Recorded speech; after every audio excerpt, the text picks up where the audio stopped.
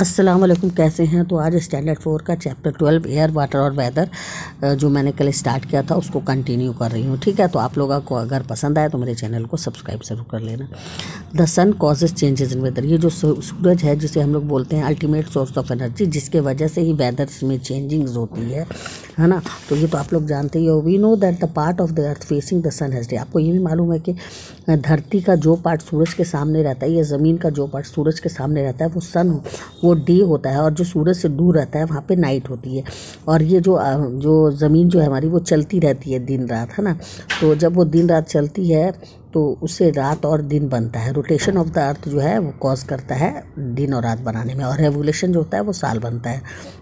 आपको ये मालूम होना चाहिए कि अर्थ जो है वो सूरज के चारों तरफ चक्कर काटती है। चक्कर काटते काटते क्या होता है कि वो एक साल पूरा कर लेती है, तो सब लोग रेवोल्यूशन कहते हैं। और अगर एक एक्सिस में ही पूरा करती है ऑन इट्स ओन एक्सिस, तो दिन और रात बनता है।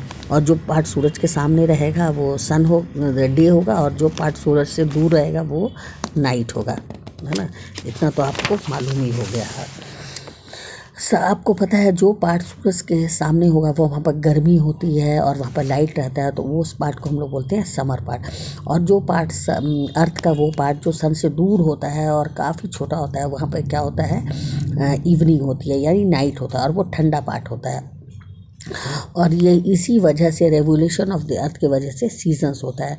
आपको पता है कुछ कंट्रीज़ में दिन भर मतलब कि दिन भर सूरज, रात भर दिन भर सूरज चलता ही रहता है, और कहीं तो एकदम ठंडा ही होता है, गर्मी नहीं पड़ती है इन कंट्रीज़। लेकिन हमारे देश में इंडिया जैसे कंट्री में 3 या 4 सीज़न होते हैं, विंटर, समर, मानसून।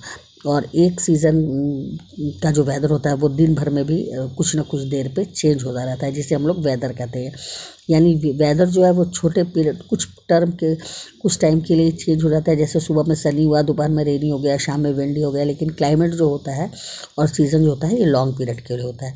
और ये सन का और क्या क्या काम है। एक तो सन की वजह से आपका सीज़न बनता है, सन की वजह से आपका हवा चलती है। ये जो हवा की जो मूवमेंट होती है ये भी सूरज से ही प्रभावित होती है। हीट ऑफ द क्या होता है कि जब सूरज निकलता है और उसकी जो हीट होता है उससे आसपास की हवा जो होती है वो गर्म हो जाती है। तो गर्म होने के बाद क्या होता है, ये हवा हल्की हो जाती है और ऊपर उड़ने लगती है। तो वहाँ पर वैक्यूम क्रिएट हो जाता है, खाली हो जाता है। तो उस हवा को भरने के लिए चारों तरफ से हवा जो है, ठंडी ठंडी हवा वहाँ पर आती है, जो कि भारी होती है। क्योंकि पता है कि कोई भी ऐसी जगह है जहाँ पर ऐसी जगह नहीं होगी जहाँ पे हवा नहीं होगी। तो जब गर्म होकर के हवा हल्की होकर ऊपर उड़ जाती है तो चारों ओर की ठंडी हवा नीचे से समुंदर की तरफ से हवा आके उस जगह को भर देती है। उसके बाद ये भी पता है कि सन जो है, देखो सन का कितना बड़ा रोल होता है। एक तो सीज़न फॉर्म करता है, फिर विंड को ब्लो कराता है, फिर सन जो है वो स्टेट्स ऑफ वाटर यानी सॉलिड, लिक्विड और गैस में भी चेंज कराता है। आपको पता है कि क्लाउड जो है वो बादल जब बन जाता है तो वो फिर बारिश होता है।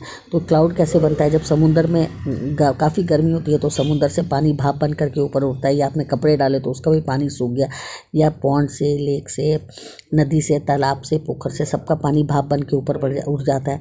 ऊपर उठते उठते वो बादल बन जाता है, काफ़ी भारी हो जाता है बादल, तो फिर वो बारिश के रूप में ज़मीन पर आ जाता है। तो इस तरह से ये सूरज की वजह से ही होता है। तो हमारे लिए सन जो है वो बहुत इम्पोर्टेंट है। तो आज के लिए बस इतना ही। ओके, अल्लाह हाफिज़।